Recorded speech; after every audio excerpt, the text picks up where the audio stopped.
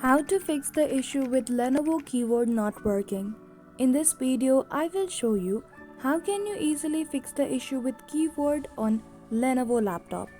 So without any delay, let's get into it.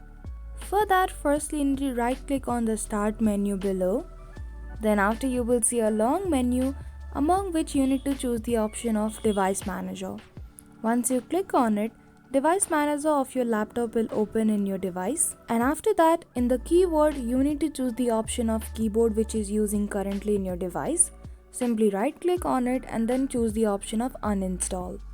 After uninstalling the keyboard, now you need to restart your computer, and for the moment you can either use the on-screen keyboard or go to any of the web browser and download the updated keyboard driver of Lenovo. So that's it.